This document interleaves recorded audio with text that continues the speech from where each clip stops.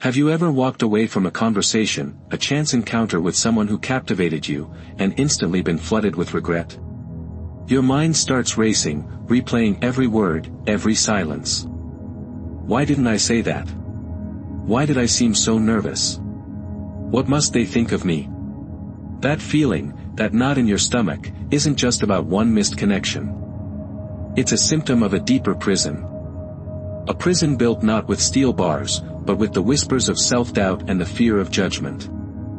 It's the same prison that keeps you from speaking up in a meeting, from starting your own business, from living as the person you know you were meant to be. How many times have you held back, silenced your own truth, or played a smaller version of yourself just to fit in or avoid a moment of potential rejection? You tell yourself it's about being safe, about being comfortable. But tell me the truth.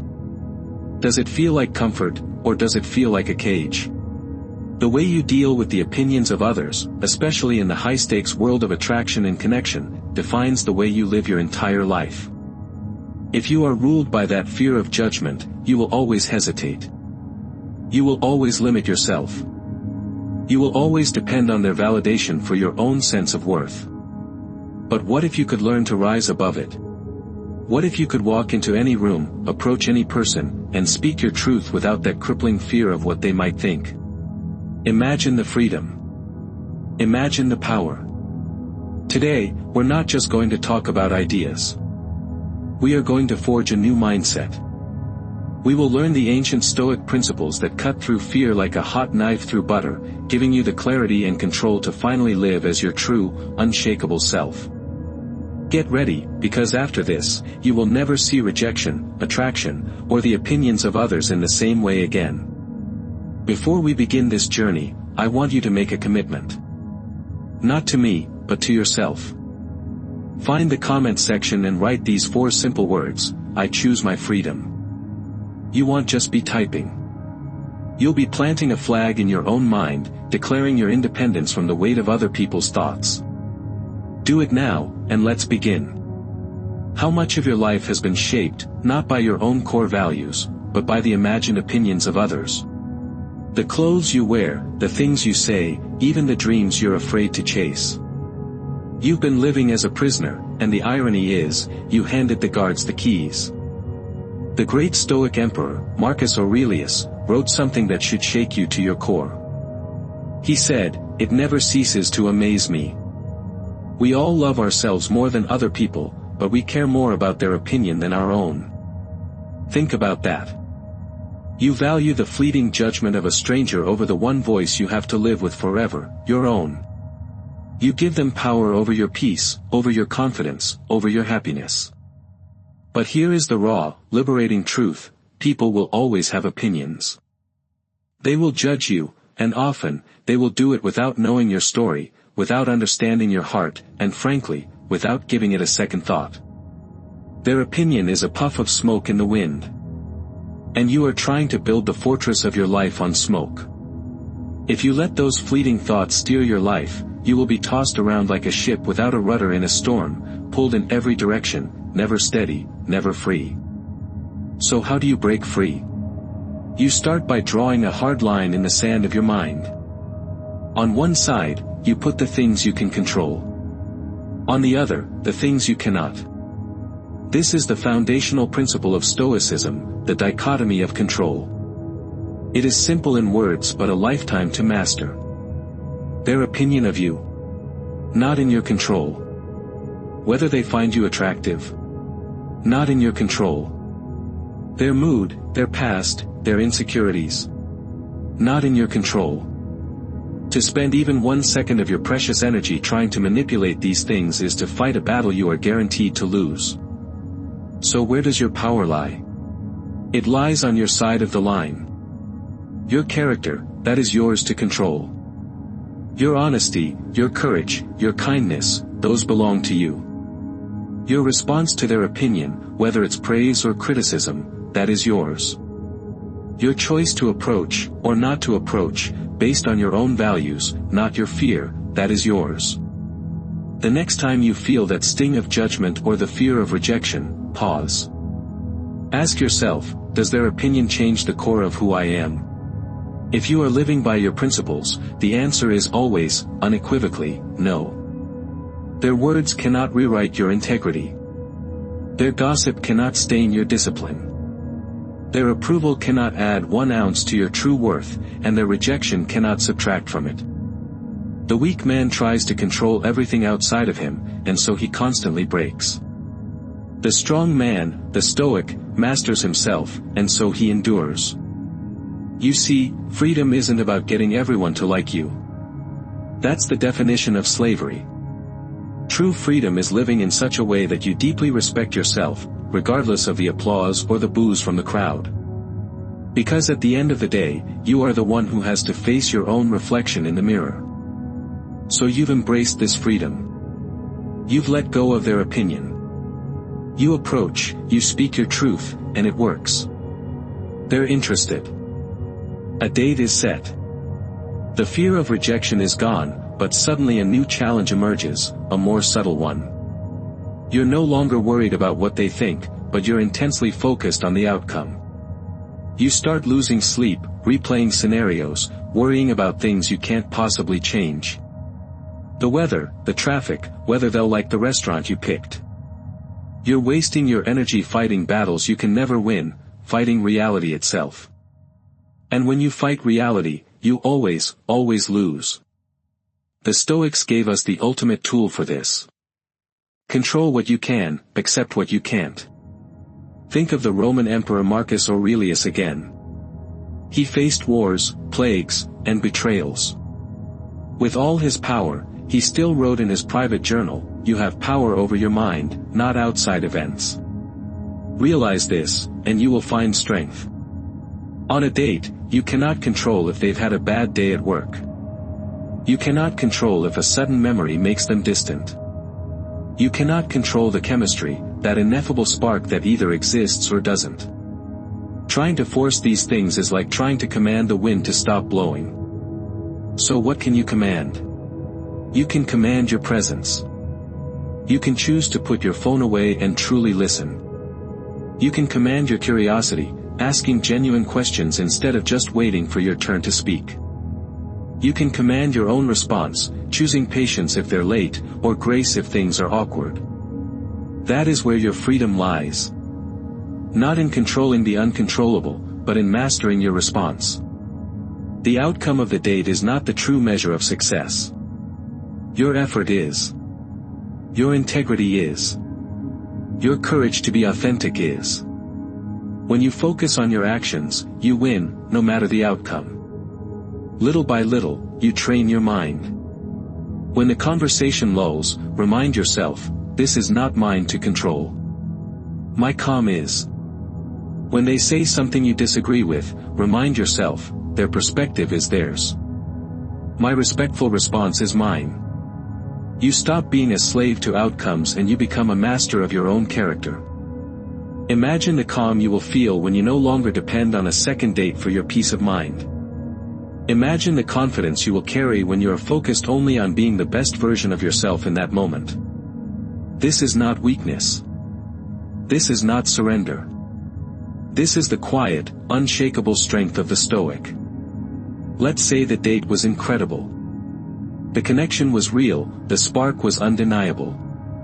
You walk away feeling electric. And then, a new fire begins to burn inside you, desire. The desire for the next text, the next date, the next validation that what you felt was real. This is where most people stumble. They think freedom is getting everything they desire. But in truth, they become chained by those very desires. They become slaves, not to a master with a whip, but to their own endless, gnawing cravings. They become needy. And neediness is the silent killer of all attraction. The man who cannot control his desires is never free. Why? Because his happiness is always dependent on something outside of him. He needs her text to feel validated. He needs her approval to feel confident. He needs her presence to feel whole. And the more he gets, the more he wants. Desire is a fire that only grows the more you feed it. The Stoic philosopher Epictetus said, "Freedom is not achieved by satisfying desires, but by eliminating them." This doesn't mean you should become a passionless robot. It means that true freedom, true confidence, is not needing what you don't have. It's the difference between "I would enjoy seeing you again" and "I need to see you again to feel okay." One is a statement of confident preference. The other is a cry of desperate dependence. Which do you think is more attractive? The world promises happiness through getting more, but it delivers slavery. Discipline looks like slavery, but it delivers freedom. So how do you break free? You practice restraint. The next time you feel that burning urge to text them again, to check their social media, to seek that little hit of validation, pause. Ask yourself, do I control this desire, or does this desire control me? Resist it. Even if just for an hour. Go for a walk. Read a book. Do your work. Prove to yourself that you are stronger than your momentary appetite. Each time you resist, you grow stronger. Each time you deny that needy impulse, you reclaim a piece of your freedom and, paradoxically, become more attractive. The man who needs 10 texts a day to feel secure is chained. The man who can be content with a quiet mind and a single, meaningful conversation is free. Don't be a slave to your desires. Be their master. That is the Stoic way. That is the core of magnetic confidence. But what happens when it all goes wrong? The texts stop. The connection fades.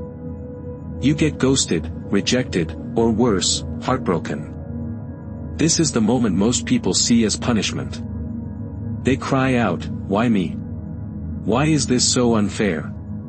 They see this hardship as something to be feared, a sign that they are worthless. The Stoic sees it completely differently. Hardship is not punishment. It is training. Rejection is not a verdict on your worth. It is the gym for your soul. It is the fire that forges your character. It is the weight that makes you strong. Think of a blacksmith forging a sword. The raw metal is plunged into searing fire, then beaten with a heavy hammer, then plunged into cold water. Again and again. Without the fire, without the hammer, without the strain, the sword would remain a weak, useless piece of metal. You are that sword. Every person you admire for their resilience, their wisdom, their inner strength, what do they all have in common? Hardship. They suffered. They failed. They had their hearts broken. And instead of destroying them, it built them. The obstacle in their path became their path. So when you face that pain of loss or rejection, the question is not "Why is this happening to me?" The question you must ask is, "What is this training me for?" When someone betrays your trust, let it train you in resilience. When you feel the sting of loneliness, let it train you in self-reliance. When your heart is broken, let it train you to love more wisely next time. Every hardship has a lesson embedded within it, if you have the courage to look for it. At the time, it feels unbearable. But think back to the toughest moments you've already survived. Here you are, stronger, wiser, tougher for the wear. That pain prepared you for what was to come. The same is true for the hardship you face now, even if you cannot yet see the reason. If you run from it, you will remain weak. If you fight it and complain, you will waste your energy. But if you accept it as your training, you will grow. You will find strength in the very thing that was meant to break you. So when the next challenge comes, and it will, don't ask for the burden to be lighter. Ask for your back to be stronger. Don't pray for the storm to pass. Pray to become the sailor who can handle any storm. Stand tall, face it, and say with a calm and steady voice, "This is my training." This brings us to the core of it all. The one thing that governs your response to opinions, to outcomes, to desires, and to hardships. Your mind. Your mind is your most powerful weapon, your most valuable possession, the one thing that can never be taken from you, unless you give it away. And yet, most people live as if their minds belong to everyone else. They let headlines dictate their fear. They let social media control their attention. They let the moods of others dictate their own. Day by day, thought by thought, they surrender the keys to their own inner kingdom. And when you lose your mind, you lose everything. Epictetus, who lived much of his life as a slave in chains, understood this better than anyone. He said, "You may fetter my leg, but not even Zeus himself can overpower my will." His body could be beaten, but his reason, his discipline, his choices, those were untouchable. That is the definition of real freedom. Ask yourself right now, who owns your mind? Does a notification on your phone own it? Do your fleeting impulses own it? Do your irrational fears own it? If you cannot control your focus, your thoughts, your emotions, then you are not free. You are a prisoner in your own skull. Owning your mind begins with discipline. Discipline in what you allow in. Your mind becomes what you feed it. Just as your body grows sick on a diet of junk food, your mind grows sick on a diet of junk information, endless scrolling, outrage, gossip, and fear. Guard the gates of your mind as if it were the most precious fortress in the world, because it is. Marcus Aurelius wrote it perfectly: the happiness of your life depends upon the quality of your thoughts. If your thoughts are chaotic and fearful, your life will be chaotic and fearful. If your thoughts are disciplined, grateful, and clear, your life will reflect that. Owning your mind means taking radical responsibility for every thought you allow to take root. So how do you take it back? You start with awareness. Watch your thoughts without judgment. When anger rises, ask, is this a rational response, or did I let someone else's negativity infect me? When desire burns, ask, do I truly choose this, or is an impulse controlling me? Awareness is the first step. Next, you practice control. Decide where your attention goes. Your attention is the doorway to your mind. Don't let it swing open for every distraction that comes knocking. Practice focus. Read a book without your phone in the room. Have a conversation where you only listen. This is mental weightlifting. And finally, practice stillness.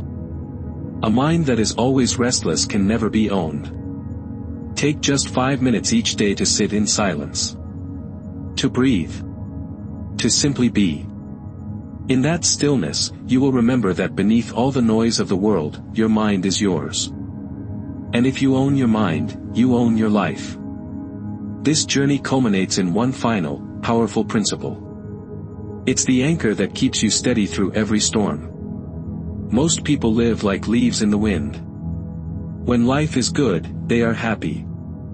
When it's hard, they are bitter. When they're in a relationship, they feel complete. When they're single, they feel broken. Their character changes with their circumstances. The Stoic chooses a different path, to live by virtue, not by circumstance. What does this mean? It means your principles do not change with the weather. It means your honesty doesn't disappear when a lie would be easier. Your courage doesn't vanish when fear appears. Your discipline doesn't crumble when comfort tempts you. Circumstance is fleeting. Virtue is eternal. Think about it. Anyone can be kind when others are kind to them. That's not character, that's a reaction. Real virtue is being kind when someone is rude to you. Anyone can be disciplined when life is easy. Real virtue is waking up and doing the hard work when you feel tired and discouraged. Virtue shines brightest in the dark. This is the key to becoming a truly high-value person, not just in dating, but in life. Your value is not determined by your relationship status, your job title, or your bank account. Those things are circumstances, and they can all disappear in an instant. Your true value is in your character. To live by circumstance is to be a puppet. The strings of fortune pull you one way today and another tomorrow. You smile when they pull you up, you despair when they pull you down. You act not because fortune favors you, but because your reason guides you.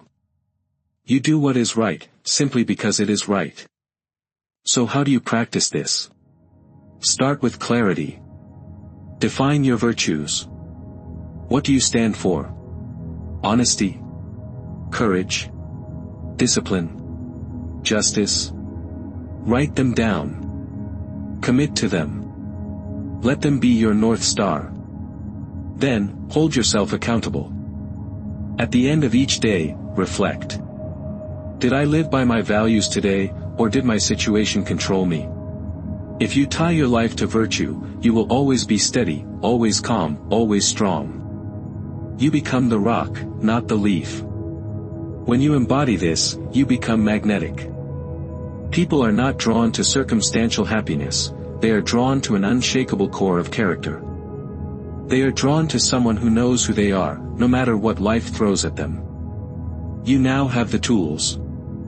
You understand the path from fear to freedom. To let go of others' opinions. To control what you can and accept what you can't. To master your desires. To see hardship as training. To own your mind. And above all, to live by virtue, not by circumstance. These are not just lessons to be heard once and forgotten. They are principles to be lived, every day, in every choice, in every challenge. The world will always try to pull you back into the cage of fear and validation. But if you hold to these rules, if you build your inner citadel brick by brick, you will walk through life free. Unshaken. Unbroken. Now, it is your turn to act. Go back to that promise you made to yourself. In the comments below, declare it one more time with the full weight of your intention: I choose my freedom. You are programming your mind. You are committing to a new way of living. You are taking the first step on the path to becoming the master of your own soul.